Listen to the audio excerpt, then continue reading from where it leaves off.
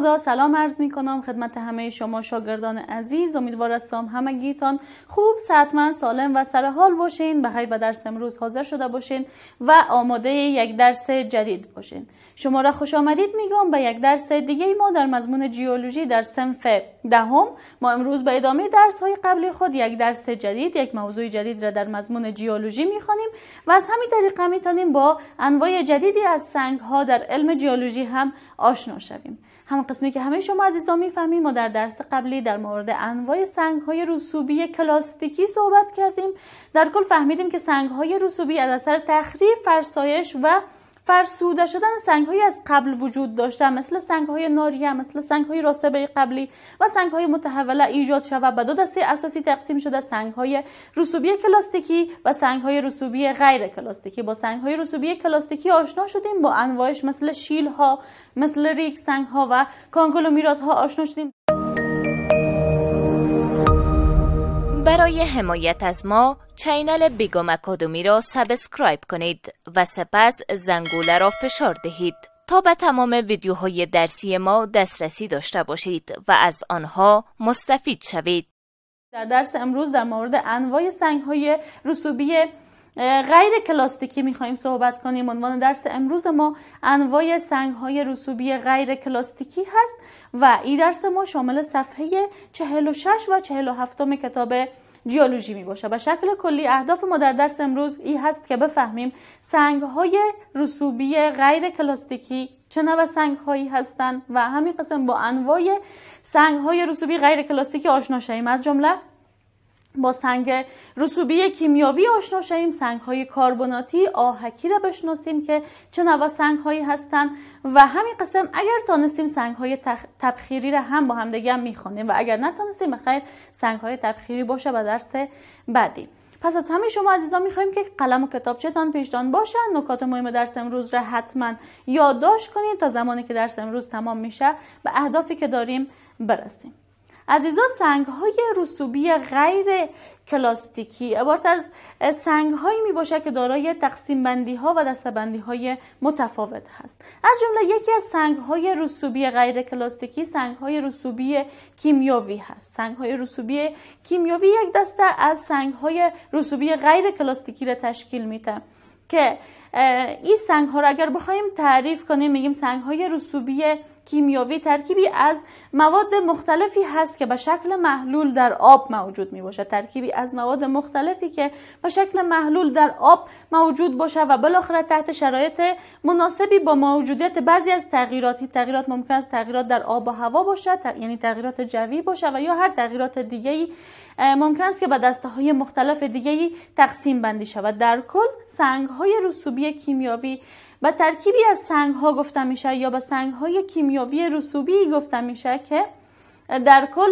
مواد ترکیبیش به شکل محلول در آب باشه، به شکل محلول در آب وجود داشته باشه و تحت شرایط معین و مشخصی ممکن است شرایط تغییرات آب و هوا باشه و یا تغییرات فیزیکی، کیمیایی و ژئولوژیکی مختلفی باشه که به انواع و اقسام سنگ‌های دیگه ممکن است که تبدیل شود. این تغییرات هم قسمی که گفتم میتونه تغییرات درجه حرارت یعنی تغییرات جوی و اقلیمی باشه و همین قسم این تغییرات ممکن است که فشار باشه، فشار بالای سنگ‌ها ایجاد شود و در نتیجه سنگ‌های مختلف دیگه‌ای را تشکیل بده. از جمله سنگ‌های رسوبی کیمیاوی که میتونم براتون نام ببرم سنگ‌های کربناتی میباشه، سنگ‌های سیلیکاتی هست، سنگ‌های تبخیری میباشه و زغال هست. زغال هم یک نوع از سنگ‌های رسوبی کیمیاوی رو تشکیل میده که در دسته‌بندی سنگ‌های رسوبی کلاستیکی وجود داره. در کل اگر یک بار دیگه این بخش را براتون خلاصه بسازم این هست که سنگ‌های رسوبی به دو دسته تقسیم میشه: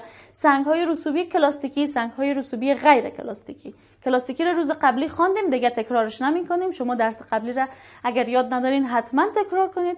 دسته دوم سنگ‌های رسوبی غیر کلاستیکی است که شامل دو دسته دیگه میباشه: سنگ‌های رسوبی کیمیاوی و سنگ‌های رسوبی عضوی. سنگ‌های رسوبی کیمیاوی هم تحت شرایط مختلف، تغییرات اقلیمی، آب و هوا، تغییرات جوی و حتی تحت تاثیر فشار مختلف که ممکن است بالای سنگ رسوبی کیمیاوی ایجاد شود انواع مختلفی را تشکیل بده: سنگ‌های کربناتی، آهکی، سنگ‌های تبخیری و همین قسم زغال از انواع سنگ‌های کیمیاوی می باشه. خب عزیزا، بیاین در ابتدا با سنگ‌های کربناتی آشنا شویم. سنگ‌های کربناتی، حتما زمانی که در مورد کربنات صحبت میکنیم شما با انواع منرال های کربنات آشنا هستین. یعنی منرال ها رو ما در ابتدا دسته‌بندی کردیم و با کربنات ها آشنا شدیم و از جمله یکی از منرال هایی که در گروه کربنات ها وجود داره کلست آشنا هستیم و همگی شما میفهمین که کلست کدام منرال هست و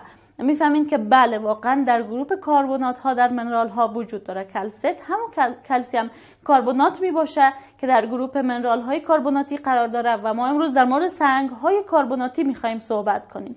از نامش پیدا سنگ های کربناتی سنگ هایی هستن که قسمت عمدهش را منرال های کربناتی تشکیل بده. قسمت عمده منرال های کربناتی را هم کلسیم کربنات یا کلست تشکیل داده. پس سنگ های کربناتی عبارت از سنگ هایی هستند که در شرایط بسیار خاص کیمیاوی ممکن است که ایجاد شود، در نتیجه تعاملات کیمیاوی بسیار خاص ایجاد میشه و یک قسمت کاملا عمده و اساسیش را منرال کلست تشکیل میده. منرال کلستی که از جمله یکی از انواع منرال های کربناتی می باشه همین سنگ های کربناتی را تشکیل میده. پس یک بخش بسیار عمده ای از منرال های تشکیل دهنده سنگ های کربناتی کلست هست. در حدود 22% در سنگ های رسوبی موجود می باشه. خود چی؟ خود کلست که یکی از منرال های کربناتی هست، کلسیم کربنات می باشه که در ترکیب تقریبا 22% سنگ های رسوبی این منرال میتونه موجود باشه. با سنگ های کربناتی هم آشنا شدیم. دسته بعدی سنگ هایی که میخوایم همراهش آشنا شویم سنگ آهکی هست. سنگ آهکی که شاید تا امروز نامش را هم شنیده باشین، رسوبات آهکی هست که از اثر تجزیه سیلیکات های کلسیم دار و همین قسم رسوب منرال های کربناتی مثل کلست تشکیل شده باشه. یک بار دیگه این موضوع رو میخوایم براتون تکرار کنم. سنگ های آهکی عبارت از سنگ هایی هست که از اثر تجزیه سیلیکات های کلسیم دار و همین قسم رسوب چی؟ رسوب منرال های کربناتی مثل کلست تشکیل شده باشه. کلست که همون کلسیم کربنات می باشه. این رسوبات میتونه به شکل طبقات بسیار عظیمی روی همدیگه ایجاد شود. یعنی این رسوب ها روی همدیگه تجمع کرده و ممکن است طبقاتی را ایجاد کنه یا قسمت های طبقه داری را ایجاد کنه که ضخامتش حتی به چندین متر برسه. این موضوع را باید شما مد نظر بگیرین و به این موضوع متوجه باشین. شاید شما تا حالا در مورد کوههای آهکی شنیده باشین. در کل همین رسوبات آهکی که خود رسوبات آهکیشی هست، رسوبات آهکی که از اثر تجزیه سیلیکات های کلسیم دار و همین قسم رسوب منرال های کربناتی مثل کلست ایجاد میشه، روی هم تجمع میکنه و کوههای آهکی را تشکیل میده که ضخامتش ممکن است که به چندین متر برسه. موضوع بسیار مهمی در مبحث سنگ های آهکی می باشه. در طبیعت ممکن است در قسمت های مختلفی که سنگ های آهکی از اون قسمت ها به دست می آید و یا ممکن است موجود باشه کوه های آهکی هم موجود باشه. و موضوع دیگه که در این درس وجود داره این هست که قسمت عمده ای از سنگ های آهکی را منرال کلست، یعنی یکی از منرال های کربناتی که او کلست می باشه تشکیل داده و ممکن است که منشأ کیمیاوی و یا منشأ عضوی داشته باشه. این موضوع بسیار مهم هست چون که ما گفتیم سنگ‌های رسوبی به دو دسته اساسی تقسیم میشه: سنگ‌های رسوبی کیمیاوی و سنگ‌های رسوبی عضوی. پس سنگ‌های آهکی هم میتونه منشأ عضوی و یا منشأ کیمیاوی داشته باشه. در کل اگر یک جنبنده کوتاه از سنگ آهکی هم براتون داشته باشم، این هست که سنگ آهکی یکی از جمله سنگ‌های رسوبی غیر کلاستیکی هست، در دسته‌بندی سنگ‌های رسوبی کیمیاوی قرار داره و از اثر تجزیه سیلیکات های کلسیم دار و رسوب منرال های گروپ کربنات ها یا منرال های کربناتی مثل کلسیم کربنات یا کلست تشکیل میشه. موضوع بسیار مهم موجودیت کوههای آهکی در طبیعت هست که از اثر تجمع همین رسوبات آهکی ممکن است ایجاد شود که ضخامتش به چندین متر برسه. و موضوع بسیار مهم دیگه ای که در سنگ‌های آهکی وجود داره، این هست که سنگ‌های آهکی از منرال کلست تشکیل شده، یک قسمت عمدهشان از منرال کلست تشکیل شده. ممکن است منشأ عضوی داشته باشند و همین قسم منشأ کیمیاوی که 100% دارن. خب عزیزان، موضوع دیگه‌ای که در درس امروز ما وجود داره سنگ‌های سیلیکاتی هست. سنگ‌های سیلیکاتی هم ممکن است مثل سنگ‌های آهکی منشأ کیمیاوی داشته باشه، ممکن است منشأ عضوی داشته باشد. در کل از اثر تخریب شدن، تجزیه شدن و فرسوده شدن سنگ‌های سیلیکاتی قبلی یا سیلیکات‌ها، سیلیکون موجودی که در منرال‌هایشان وجود داره و یا یک قسمتی از منرال‌هایشان را تشکیل داده و یا در ترکیب سنگ‌های مختلفی میتونه موجود باشه، توسط آب ابحار، آب دریاها به شکل یک جزئی از محلولی که ایجاد میشه قرار میگیره، وارد بحرها میشه. همین سیلیکون از یک نقطه به نقطه دیگه توسط آب بحر به شکل محلول انتقال پیدا میکنه، بالاخره در قسمت‌هایی ممکن است که رسوب کنه، سیلیکون ها روی همدیگه رسوب میکنه، ترسبات سیلیکاتی را تشکیل میده.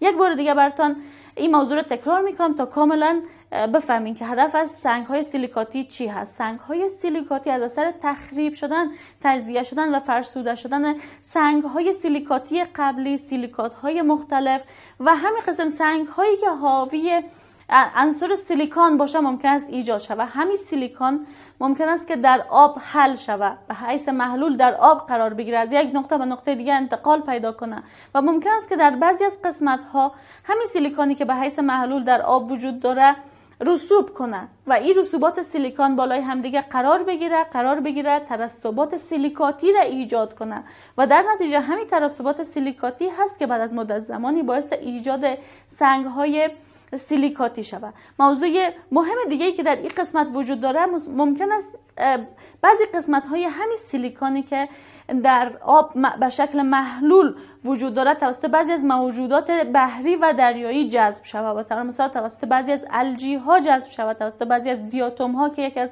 موجودات دریایی را تشکیل میده جذب شود و قشر خارجی یا پوش خارجی یا قشر خارجی یا غشای خارجی همین موجودات زنده را سیلیکون یا مواد سیلیکاتی تشکیل بده.